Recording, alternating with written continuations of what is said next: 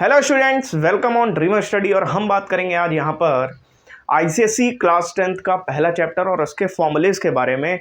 और आप लोग को एक चीज़ हम बताना चाहते हैं कि वीडियो को जरूर देखिएगा, पूरा आप लोग के लिए वैल्यूएबल होने वाला है। बहुत कम समय में बहुत ज़्यादा चीज़ें आप जान जाएंगे, तो इसको देख लीजिएगा। 2x पर ही देखिएगा, बट देख लीजिएगा, ठीक है ना। चलिए, अच्छा, अब जरा मेरी बात को ध्यान से समझिएगा। जब भी आप कोई टॉपिक पढ़ने जाते हैं तो उसमें आपका एनालिसिस होना बहुत ज़रूरी है उस चीज़ के बारे में, उस चीज़ को ऑब्जर्व करना बहुत ज़रूरी है। अगर हम कोई चीज़, फिज़िक्स कोई ऐसा नहीं है कि आपने रट लिया, आपने जो है 4 लाइनें रट ली, आपको फिज़िक्स आ गई। और जहाँ तक अगर हम आपके एग्ज़ाम में क्वेश्चंस की बात करें तो वो इस तरह से आते भी नहीं हैं, ठीक है ना। मैं आपको हर एक चैप्टर वाइज चीज़ें कराऊंगा। देखिए, हो सकता है कि उनमें थोड़ा सा समय लगे, लेकिन आपको एक एक चीज़ समझ आ जाएगी। क्लियर ना। तो 2x पर देखिए, चाहे जैसे देखिए ज़रूर। चलिए, खैर इन सब बातों को हटाते हैं और कुछ इंपॉर्टेंट फॉर्मूलेस के बारे में आते हैं और इस चैप्टर में क्या क्या चीज़ें दी गई हैं और आप लोग कौन सी बुक फॉलो करें, हम आपको ये भी बताने वाले हैं। बेसिकली ऑल ओवर इंडिया में सलीना ही फॉलो हो रही है आप लोग की, you know very well. Okay, तो इसका जो पहला चैप्टर है उसको हम यहाँ पर फोर्स दिया गया है, पहला चैप्टर।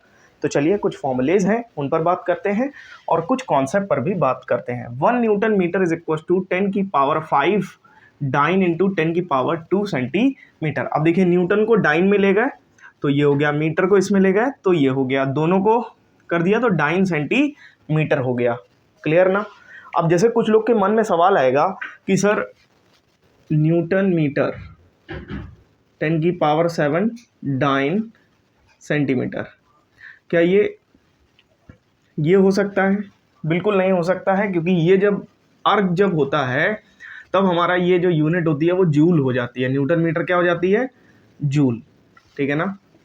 लेकिन मूवमेंट ऑफ फोर्स के टर्म में ये जूल नहीं होती है, आगे जाके समझ जाएंगे।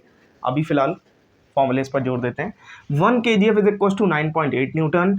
मूवमेंट ऑफ फोर्स और टॉर्क एक ही चीज होती है, मूवमेंट ऑफ फोर्स और टॉर्क।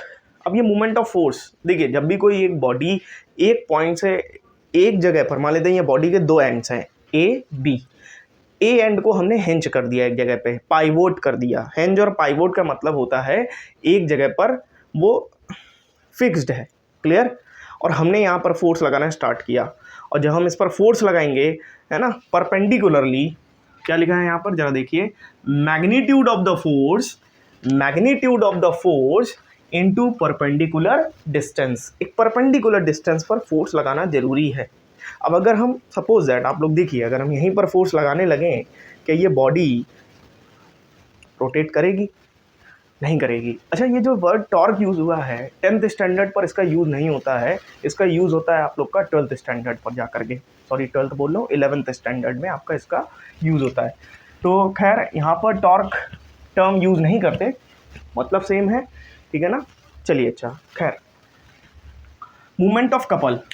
अब कपल फोर्स क्या होता है? जैसे कि आपने देखा होगा, अगर हम कपल की बात करें तो यहाँ पे बोल रहा है either force into length of couple arm.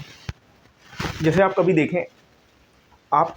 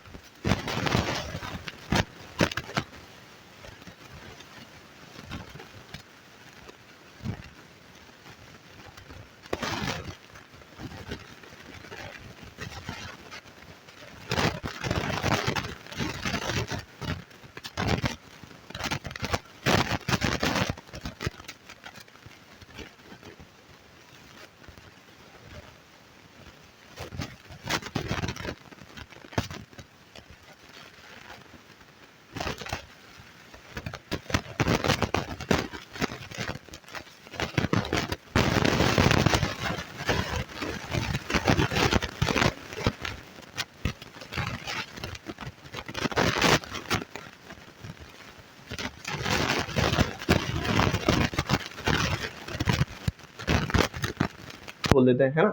तो चलिए, आपने देखा होगा कि जब हम इधर फोर्स लगाए तो ये क्या होता है, ऊपर की तरफ जाता है, या फिर मान लेते हैं हमने इधर फोर्स लगाया या फिर जिधर भी लगाया, जो भी फोर्स लगाया। अब जैसे अगर हम इधर फोर्स लगा रहे हैं तो ये किधर मूव करेगा, देखिए जरा, मान लेते हैं ये एक ए पॉइंट है और ये बी पॉइंट है, ये हमने एक फोर्स लगा रखा है और एक फोर्स ये लगा रखा है, समझिएगा मेरी बात को, और ये बीच में पाइवोट पॉइंट है। क्लियर। अच्छा, जब हम इधर फोर्स लगाएंगे तो ये क्या होगा, जरा बताएंगे। ये यहाँ पर कैसे जा रहा है, एंटी क्लॉकवाइज, और ये कैसे जा रहा है, क्लॉकवाइज डायरेक्शन में जा रहा है। ये समझिएगा मूवमेंट इधर, अगर हम इधर से फोर्स लगाकर इसको खींचते हैं, अगर हम इधर से फोर्स लगा के इसको खींचते हैं तो ये एंटी क्लॉकवाइज डायरेक्शन में मूव करेगा, और अगर हम इधर से फोर्स लगा के इसको खींचते हैं तो ये clockwise direction, anti clockwise direction में मूव करेगा। क्लियर ना। अब इक्विलिब्रियम क्या बोलता है, इक्विलिब्रियम ये बोलता है कि जितना फोर्स यहाँ पर लग रहा हो उतना ही अगर मूवमेंट ऑफ फोर्स उतना ही अगर मूवमेंट ऑफ फोर्स क्या हो, मान लेते हैं इसको 1 मीटर, और यहाँ से यहाँ तक मान लेते हैं 50 सेंटीमीटर, और यहाँ से यहाँ तक भी 50 सेंटीमीटर। ठीक है ना। चलिए, तो जितना फोर्स यहाँ पे लगेगा मूवमेंट ऑफ फोर्स उतना ही यहाँ पर होना चाहिए। तो देखो लिखा है movement of force of anticlockwise is equal to movement of force of clockwise. Clear. अच्छा, अगर हम एंटी क्लॉकवाइज की बात करें तो एंटी क्लॉकवाइज के लिए ये डायरेक्टली क्वेश्चन पूछा जाता है आप लोग के बोर्ड में, पूछा भी गया है पिछले 2 बार से। ठीक है ना। एंटी क्लॉकवाइज की अगर हम बात करें तो यहाँ पर एंटी क्लॉकवाइज जो मूवमेंट होता है वो पॉजिटिव कंसीडर करते हैं, और जब भी कोई मूवमेंट क्लॉकवाइज होता है तो उसको हम लोग नेगेटिव कंसीडर करते हैं। बात समझ आई। ठीक है ना। तो देखिएगा जरा, जब भी कोई बॉडी इक्विलिब्रियम में है तो इसका मतलब है movement of force of anticlockwise is equal to the movement of force of clockwise, और जब हम इन दोनों का सम करेंगे तो नेट जो निकल करके आएगा, नेट मूवमेंट जो निकल करके आएगा वो 0 निकल करके आएगा। इस बात को ध्यान रखिएगा। आप लोग पढ़ेंगे तो आपको और बात अच्छे से समझ आएगी। अब थोड़ा सा हम लोग चलते हैं सेंटर ऑफ ग्रेविटी की तरफ। ये भी आपको 11th स्टैंडर्ड में पढ़ने मिलेगा अपने आप में, ये चैप्टर है छोटा सा। तो खैर यहाँ पर ये समझ लीजिए, कोई भी बॉडी की सेंटर ऑफ ग्रेविटी कहाँ पर होती है ये इन्होंने बताया है। Centre of gravity of any body algebraic sum of movement of weight of all particle constituting the body is 0। अब जैसे कि यहाँ पर हाँ देखिए, यहाँ पे इन्होंने बोला है कि 0 कर देगा जब बॉडी है ना, वेट जो ऑल पार्टिकल के जो वेट है वो क्या हो जाएगा, 0 कर देगा। तो उस जगह पर हम लोग क्या बोलेंगे, सेंटर ऑफ ग्रेविटी होगी। एक तरीके से ये इक्विलिब्रियम की बात कर रहे हैं। जैसे कि मान लीजिए ये मार्कर है, मार्कर की सेंटर ऑफ ग्रेविटी अगर हम पूछें तो किधर होगी, जरा बता सकते हैं आप। ये लगभग इधर की तरफ है, देखिए जरा, है ना, इस जगह पर है मार्कर की सेंटर ऑफ ग्रेविटी, इस जगह पर। तो अब सेंटर ऑफ ग्रेविटी का मतलब ये बिल्कुल भी नहीं है कि ये सेंटर में ही होगी, जरूरी नहीं है, फिर से मैं बोल रहा हूँ। और एक चीज़ और भी समझिएगा, जैसे आपके एग्जाम में डायरेक्टली क्वेश्चन पूछा जाएगा, आगे जाके पढ़ाएंगे, बुक में लिखा हुआ है आपके, कि जब भी हम कोई बॉडी का शेप बिगाड़ दें तो उसकी सेंटर ऑफ ग्रेविटी चेंज होती है या नहीं होती है। तो आपका सीधा जवाब होना चाहिए, अगर बॉडी का शेप ही चेंज हो जाएगा, मान लेते हैं ये एक बॉडी है, इसका शेप ये है, और अगर इसका शेप कुछ और हो जाए तो क्या होगा, इसकी सेंटर ऑफ ग्रेविटी भी चेंज हो जाएगी। इस बात का भी ध्यान रखिएगा। खैर आगे बढ़ते हैं। अब आते हैं, जरा देखते हैं, जैसे रॉड है तो रॉड की सेंटर ऑफ ग्रेविटी क्या होगी, मिडिल ऑफ रॉड। मान लेते हैं ये रॉड है तो ये इसकी सेंटर ऑफ ग्रेविटी कहीं होगी जा करके। क्लियर। इस तरीके से बिल्कुल सेंटर यहाँ पर, जैसे ये रॉड है तो बिल्कुल सेंटर पे जा करके इसके सेंटर ऑफ ग्रेविटी होगी। क्लियर। ये यहाँ कहीं मतलब बिल्कुल सेंटर पे जाके होगी, मिड पॉइंट पे। सर्कुलर डिस्क है तो ज्योमेट्रिक जो सेंटर होता है डिस्क का, जैसे हमने अभी आपको दिखाई दी, ज्योमेट्रिक सेंटर इसका कहाँ पे होगा, यहाँ पे होगा मान लेते हैं। तो ये इसके क्या हो गई, सेंटर ऑफ ग्रेविटी हो गई। क्लियर। हॉलो और सॉलिड स्फीयर की अगर हम बात करें तो इसका भी ज्योमेट्रिक सेंटर ही होता है। सॉलिड कोन की अगर हम बात करें, ये एग्जाम में क्वेश्चन में भी कहीं पर मैंने देखा था, सैम्पल पेपर में या कहीं पर भी मॉडल पेपर में मैंने कहीं ना कहीं देखा था इस तरह का क्वेश्चन।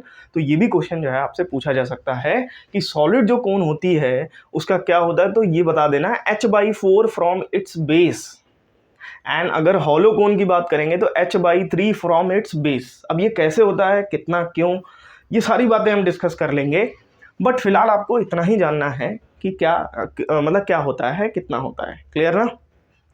सर्कुलर रिंग की अगर बात करें, जैसे आपने रिंग देखी होगी, पहनी भी होगी कुछ लोगों ने, नहीं, हाँ, तो अगर रिंग की बात करें यहाँ पर, तो रिंग की सेंटर ऑफ ग्रेविटी कहाँ पे होगी, चलिए देखें। अब ये रिंग यहाँ पे होती है, देखिए जरा क्या लिखा है इन्होंने, सेंटर ऑफ रिंग। रिंग का सेंटर आउटसाइड होता है, मतलब कि जो खाली जगह है, ये देखिए यहाँ पर, ठीक है ना, तो आउटसाइड द रिंग है ये एक तरीके से। बात समझ आएगी नहीं आई? Centre of the ring, centre of the ring, ring का जो खाली पार्ट होता है, मतलब कि अगर रिंग को हम ऐसे ले लें तो रिंग के बीच में जो खाली पार्ट होता है वो वहां पर होगी इसकी सेंटर ऑफ ग्रेविटी। अरे रिंग तो सभी लोगों ने पहनी होगी। चलिए अच्छा, अब अगर हम ट्रायंगुलर लैमिना की बात करें तो उसकी सेंटर ऑफ ग्रेविटी कहाँ पर होगी, देखिए जरा, ये तीनों मीडियन जहाँ पे कट होंगे ये इसकी क्या होगी, centre of gravity. Rectangular lamina की बात करें तो देखिए जरा, ये डायगोनल्स जहाँ पे कट हो रहे हैं तो यहाँ पे क्या होगी, इसकी सेंटर ऑफ ग्रेविटी होगी। रेक्टेंगुलर लैमिना में जैसे अगर हम और भी दे सकते हैं, रोम्बस, स्क्वायर, पैरेललोग्राम, ये सारी चीज़ें आ जाएंगी। आई होप आपको ये सारी बातें समझ आई होंगी। अब हम थोड़ी सी बात करेंगे सेंट्रीपिटल फोर्स और सेंट्रीफ्यूगल फोर्स के बारे में, ठीक है ना। तो ज़रा एक सिंपल सी कहानी समझिएगा कि जैसे कि सिंपल सा है कि नॉर्मली इसमें आपके दिया गया है एक जाइंट व्हील का एग्जांपल दिया गया है। जैसे जाइंट व्हील में एक बच्चा बैठा हुआ है, मान लेते हैं आप ही बैठे हुए हैं, अपने आप को मान लीजिए जाइंट व्हील में बैठे हुए हैं, ठीक है ना, और कुछ आपके 2-3 फ्रेंड्स थे, उनको डर लगता था तो वो बाहर से ऑब्जर्व कर रहे हैं, ठीक है ना, या फिर मैं ऑब्जर्व कर रहा हूँ बाहर से। तो मैं क्या देखूंगा, पहले तो समझिएगा, मैं क्या देखूंगा, जब आप जाइंट व्हील पे ऐसे ऐसे घूम रहे थे तो आप पर एक फोर्स लग रहा है इनवर्ट डायरेक्शन की तरफ, अंदर की तरफ, जिसको हम कॉल करेंगे सेंट्रीपिटल फोर्स। बात समझ आई है ना, जिसको हम कॉल करेंगे सेंट्रीपिटल फोर्स। बट एक्चुअल में आप जो बैठे हुए हैं, आपको जो फोर्स फील हुआ, ठीक है ना, तो वो फोर्स फील हो रहा है आपको आउटवर्ड डायरेक्शन में, आउटवर्ड, बाहर की तरफ। जैसे कभी हम किसी भी ऐसे झूले पे बैठे हैं, ऐसे ऐसे बैठे हैं, तो हमें लगता है कि बाहर की तरफ हम जा रहे हैं, बाहर की तरफ जा रहे हैं। तो ये बाहर की तरफ जाना, इसको हम लोग बोलते हैं सेंट्रीफ्यूगल फोर्स। क्या बोलते हैं, centrifugal force, that is a fake force. अब ये भी जो है आपके 11th की बुक में दिया गया है और 11th में आपको अच्छे से पढ़ाया जाएगा, लेकिन फिर भी आपको नॉलेज तो होनी ही चाहिए।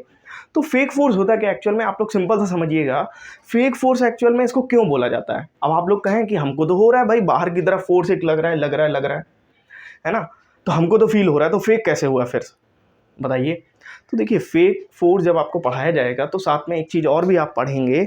आपने पढ़ा होगा क्लास 9th स्टैंडर्ड में न्यूटन के 3 लॉज पढ़े होंगे, ठीक है ना। पहला लॉ पढ़ा था इनर्शिया का, दूसरा लॉ पढ़ा था F is equal to ma, ठीक है ना, and third law every action equal and opposite reaction.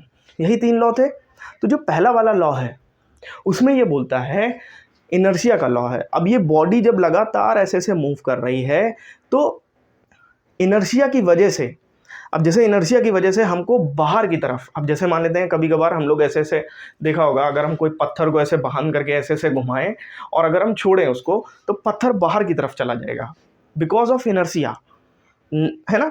और सेंट्रीपिटल फोर्स उसको नाम देते हैं, जो हमको फील हो रहा था झूले में बैठ करके, नहीं सॉरी, मैं तो गया नहीं था झूले पे, मैं तो देख रहा था, जो आपको फील हो रहा था झूले पे बैठ करके, वो आपको फील हो रहा था एक्चुअल में न्यूटन का फर्स्ट लॉ, ठीक है ना।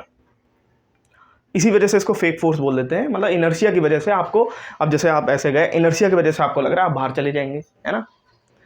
अब जैसे मौत का कुआं इसका एक फाइन एग्जांपल है। मौत के कुएं में जब कोई ऐसे बाइक चलाता है तो बाइक क्यों नहीं गिरती, क्योंकि देखिए सेंट्रीपिटल फोर्स सेंटर की तरफ लग रहा है, लेकिन इनर्शिया की वजह से, जिसको हम लोग सेंट्रीफ्यूगल फोर्स बोलते हैं, वो दीवार पर लग रहा है, दीवार पर, ठीक है ना।